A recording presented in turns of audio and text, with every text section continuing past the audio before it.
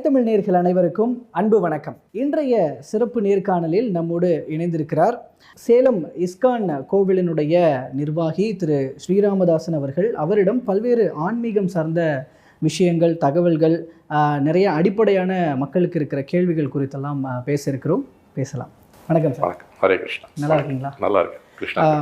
இப்போ நிறைய போதை பழக்கங்கள் அதிகமாயிருச்சு அப்படிங்கிற அந்த ஒரு சூழல் இருக்குது அப்படின்ற போது, அப்போ அவங்கெல்லாம் திருந்துறதுக்கோ இல்லை அந்த பிரச்சனையவோ ஒரு ஆன்மீகவாதியாக எப்படி பார்க்குறீங்க? இல்லை அதுக்கு ஒரு சொல்யூஷன் சொல்லணும்னா என்ன சொல்லுங்கள்? கண்டிப்பாக இன்னைக்கு அந்த ஆன்மீகவாதி இப்படி உதாரணத்துக்கு போதைப் பொருளுடைய பழக்க வழக்கங்கள் ரொம்ப அதிகமாக இருக்கிறது எங்கே இருக்குது?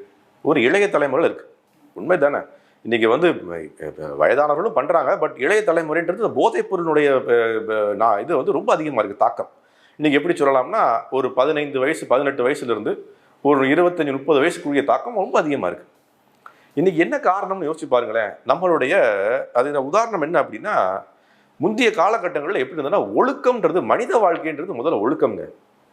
அடிக்கடி தர்மம் துஹேன பசுபிர் சமானாம் அப்படின்னு சாஸ்திரத்தில் ஒரு கூற்று வருது. தர்மம் ஹீன பசுபிர் சமானாம் அப்படின்னா, தர்மம் இல்லாத நபர் ஒரு மிருகத்துக்கு சமம். இதுதான் அந்த ஒரு லைனுக்குரிய அர்த்தம். அப்போ மேத்தமேட்டிக்கல் ஈக்குவேஷன் என்ன? Animal plus dharma is equal to human being. சொல்கிற பாயிண்ட் புரியுதுங்களா? அப்போ நம்ம மேத்ஸில் படிச்சிருப்போம் இல்லையா? Human minus dharma is equal to animal. A plus B is equal to C. C minus B is equal to ஏ.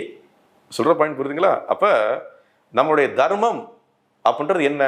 ஒழுக்கமாக வாழ்வது தான் தர்மம். மனிதனுக்கு என்ன பண்ணணுமோ அதை பண்ணக்கூடிய விஷயம்தான் தர்மம். மனிதனுக்கு என்ன நியதி இருக்கோ அதை கடைபிடிப்பது தான் தர்மம். நம்ம என்ன பண்ணுறோம்? இன்னைக்கு ஒழுக்கம் முக்கியம் இல்லை, மனம் போன போக்கில் வாழ்ந்தால் போதும்ன்ற ஒரு மனோபாவத்தை இன்னைக்கு இளைய தலைமுறையில் நம்ம கொண்டு வந்துட்டோம். மனம் போல போக்கில் வாழக்கூடியது மிருகம். அதற்கு தான் எந்த விதமான கட்டுப்பாட்டு விதிமுறை கிடையாது. இனப்பெருக்கம் செய்வதில் இருக்கட்டும், சாப்பிட்ற முறையில் இருக்கட்டும், தூங்குற முறையில் இருக்கட்டும், அல்லது அடுத்தவர்கள் மாதிரி சண்டை போடுவதாக இருக்கட்டும், ஏதாவது இன்னைக்கு தெருவில் இருக்கக்கூடிய நாய்களையோ பூனைகளையோ நீங்கள் போய் கட்டுப்படுத்த முடியுமா? கட்டுப்படுத்த முடியாது. அப்போ நம்ம என்ன பண்ணிட்டோம்? ஒரு நெறியற்ற வாழ்க்கை, ஒரு ஒழுக்கம் இல்லாத வாழ்க்கையை இன்னைக்கு என்ன பண்ணுறோம்? நம்மளுடைய படிப்பு மூலியமாக நம்மளுடைய ஸ்கூல்ஸ், காலேஜஸ் எல்லா இடத்துலையும் என்ன பண்ணிட்டோம் அப்படின்னா, ஒரு வழிமுறையே கிடையாது, நெறிமுறையே கிடையாது. எப்படி இருந்தது அந்த காலத்தில் அப்படின்னா, ஒரு ஆசான், ஒரு ஆசிரியன்றவர் யார் அப்படின்னா, அந்த நபருக்கு முழுமையாக வாழ்க்கையை காட்டக்கூடிய நபர். இன்னைக்கு எப்படி மாற்றிட்டோம்? காலையில் 9 மணிலேருந்து 5 மணி வரைக்கும் அவன் ஸ்கூலில் ஒரு ஸ்டூடெண்ட். 5 மணிக்கு மேலே அவன் என்ன பண்ணுறானோ அதை வாழ்க்கை மாற்றிட்டோமா? அப்போ 5 மணிக்கு மேலே அவன் என்ன வேணால் பண்ணிட்டு போகிறான். அடுத்த நாள் காலை 9 மணிக்கு கிளாஸுக்கு வந்தால் போதும்.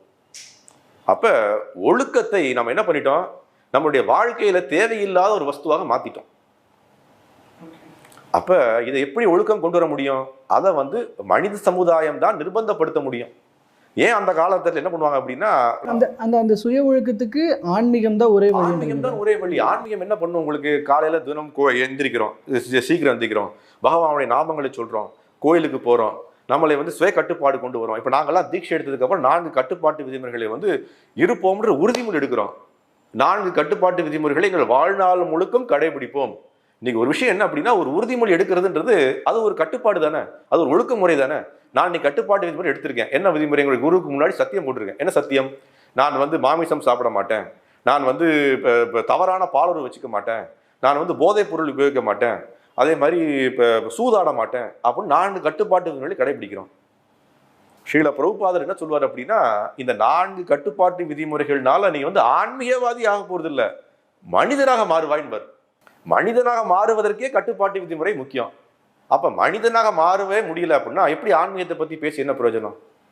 நீங்க சொன்ன விஷயத்துக்கு எதுக்காக வரேன் அப்படின்னா, எனக்கு முதல்ல சுய கட்டுப்பாடு இல்லை, என்னால ஒழுக்கமா வாழ முடியல. அட்லீஸ்ட் நான் கோயிலுக்கு போற 10 நிமிஷமாவது கொஞ்சம் ஒழுக்கத்தோட போய் பகவானுடைய நல்ல ஆசையை பெற்று பக்தருடைய சங்கத்தை எடுத்துக்கொண்டு நல்ல விஷயங்களை காதுக்குள் எடுத்துக்கொண்டு வருவேன். நான் அதையும் போறதில்லை, வீட்டிலேயே பார்த்துக்கிறேன். அப்புறம் என்ன பண்ணுவோம்?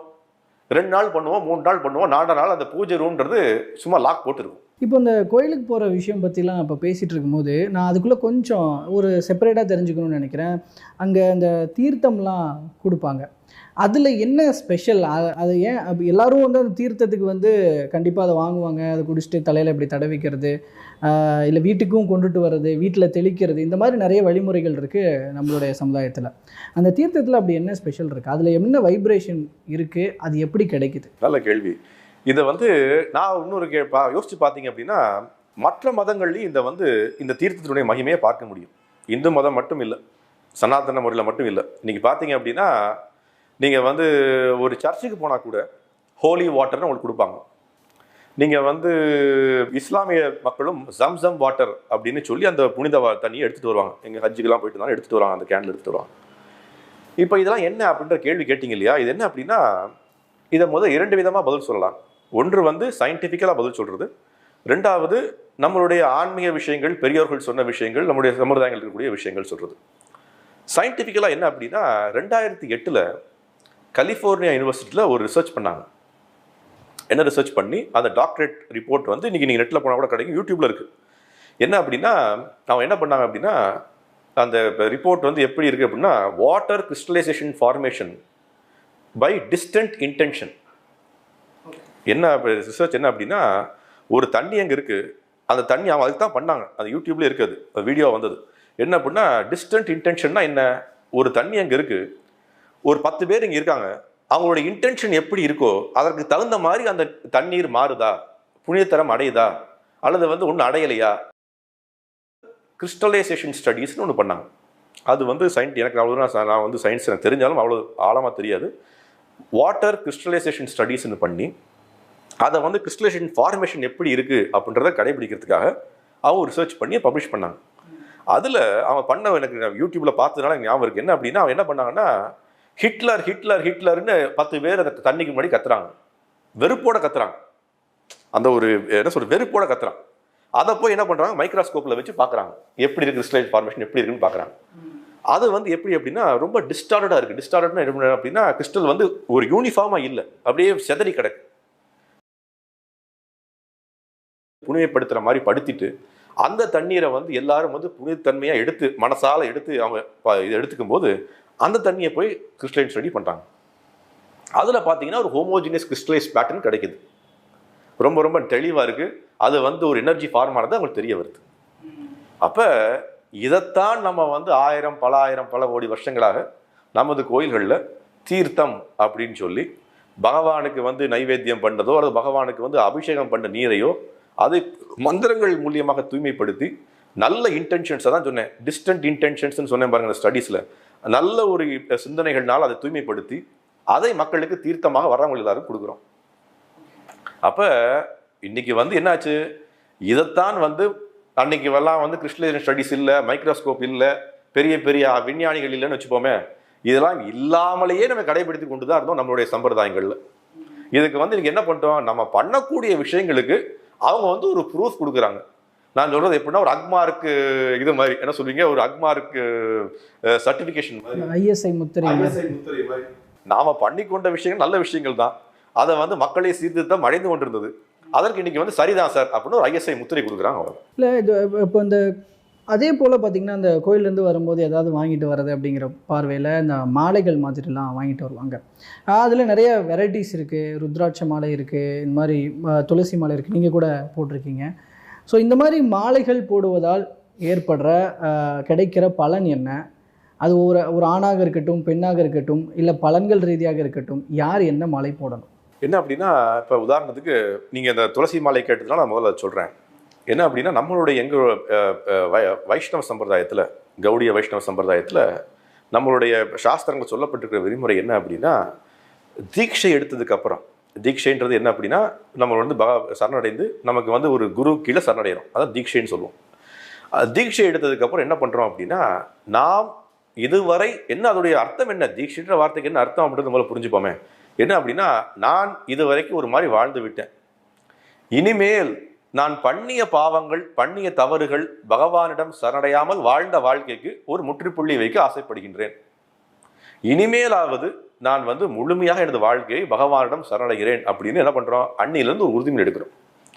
அப்போ என்ன அர்த்தம்? இனிமேலிருந்து நான் தூய்மையான வாழ்க்கை வாழ்வதற்கு பிராயச்சித்தம் செய்கின்றேன், அல்லது வந்து முயற்சி செய்ய போகின்றேன். அப்போ என்ன பண்ணுறோம்? இந்த துளசி மாலையை போடுறோம். இந்த துளசி மாலையை போடும்போது என்ன ஆகுது அப்படின்னா, 2 விதங்கள் நடக்குது. ஒன்று, துளசி மாலையை போட்டு சுத்தமில்லாத விஷயங்களை செய்யும்போது அதற்குரிய பலன் இருக்காது, அல்லது அது வந்து பாவங்களாக முடியும். துளசி மாலை நமக்கு என்ன பண்ணுவோம்? இன்னொன்று, நம்மளே தூய்மைப்படுத்தி கொண்டே இருக்கும். அதான் கழுத்துக்கு பக்கத்தில் போடுறோம், நம்மளுடைய சிந்தனைகளை தூய்மைப்படுத்தி கொண்டே இருக்கும். எப்பொழுதும் என்ன ஆகும் அப்படின்னா, இது எல்லாமே வந்து ஒரு எனர்ஜி ப்ராசஸ். இன்றைக்கி வந்து அதை போய் சயின்டிஃபிக்கலாக சொல்கிறத விட நாம் எப்படி பார்க்குறோம் அப்படின்னா, கோயில்களில் அல்லது ஆயிரக்கணக்கான நபர்களுக்கு அது வேலை செய்யுது. அப்போ நமக்கும் வேலை செய்யணும். அடிக்கடி நம்ம சொல்கிறது என்ன அப்படின்னா, H2+O2 போய் நீங்கள் வந்து ஒரு லெபார்ட்டரியில் மிக்ஸ் பண்ணிங்கன்னா வாட்டர் கிடைக்கணும். அதை வந்து நீங்கள் சேலத்தில் பண்ணாலும் கிடைக்கும், சென்னையில் பண்ணாலும் கிடைக்கும், அமெரிக்காவில் பண்ணாலும் கிடைக்கும், சொமாலியாவில் பண்ணாலும் கிடைக்கும். உண்மை தானே? அதே ப்ராசஸ் தான். ஹைட்ரஜனையும் ஆக்சிஜனையும் மிக்ஸ் பண்ணால் தண்ணி கிடைக்கணும். அதே தான் இங்கேயும். என்ன? துளசி மாலையை போடும்போது நாம் வந்து சுத்தமாக இருக்கும்போது, நம்மளுடைய சிந்தனைகள் நல்லா இருக்கும்போது, பகவானுடைய நாமங்களை மறுபடியும் சொல்லி உச்சரிக்கும் போது அது என்ன பண்ணுது? நம்மளை தூய்மைப்படுத்துகிறது. ஆன்மீகம்ன்றது என்னங்க? முதல்ல நம்மளை தூய்மைப்படுத்தும் வழிமுறை தானே. நம்மளை தூய்மைப்படுத்திக் கொள்ள வழிமுறை அகத் தூய்மை மற்றும் புற தூய்மை. அகத் தூய்மை இது உள்ள இருக்கும், புற தூய்மை இது. நம்மளை புற தூய்மையாக வச்சுக்கணும், தினமும் பகவானுக்கு செய்ய வேண்டிய செயலை செய்யணும் அப்படின்றத இந்த மாலையில போடுறோம். இல்லை, அப்படி நம்மளை தூய்மைப்படுத்துறதாக இருக்கட்டும், இல்லை நம்மளுக்கு ஒரு எனர்ஜி கொடுக்கறதாக இருக்கட்டும், அந்த மாதிரி எனர்ஜி இந்த மாதிரி மாலைகள் போடுறது, இல்லை கையில் காப்பு போடுறது, இல்லை இது மாதிரி ஆர்னமெண்ட்ஸ்லாம் இருக்கும் இல்லைங்களா, இது ஒரு ஆன்மீக ரீதியிலான அதெல்லாமே கொடுக்குதா? அப்போ வெளியிலேருந்து அது நம்மளுக்கு கிரியேட் பண்ணுதா? இல்லை நம்ம தான் வந்து அதை போட்டிருந்தாலும் நம்மளுக்குள்ள இருக்கிற எனர்ஜி தான் அதை டிசைட் பண்ணும், வெளியிலேருந்து அதெல்லாம் கொடுக்க போகிறது இல்லை, அப்படி இருக்கா? எப்படி? இப்போ நான் உங்களுக்கு அந்த ஸ்டடீஸை பற்றி சொன்னேன், அந்த தீர்த்தங்கள் பற்றிய ஸ்டடீஸ் வந்து கலிஃபோர்னியாவில் பண்ணிருக்கான்றதை பற்றி சொன்னேன். நம்ம யாரும் நீங்கள் என்ன பண்ணுறீங்க? இப்போ 2 உதாரணம் சொன்னேன். என்ன அப்படின்னா, இன்றைக்கி பெரிய பெரிய யக்ஞ கூடங்கள் நடக்குது, யாகங்கள் பண்ணுறாங்க, யாகங்கள்லேருந்து வரக்கூடிய அந்த கயிறை கட்டுறாங்க, அல்லது வந்து பகவானுக்கு வந்து ஏதாவது கடவுளுக்கு படைச்ச கயிறு கட்டுறாங்க, அல்லது வந்து சில நேரம் இந்த கோயில் திருவிழான்னு சொல்லி அந்த மந்திரிச்ச கயிறு கட்டுவாங்க, பார்த்துருப்பீங்க, நான் கிராமங்கள் நடக்கும். அதே மாதிரி எங்கள் கோயில்லேயே வந்து இந்த மாலைகளை வந்து முதல்ல கடவுளுக்கு அர்ப்பணிச்சுட்டு அப்புறம் நாங்கள் எடுத்து போட்டுக்கிறோம்.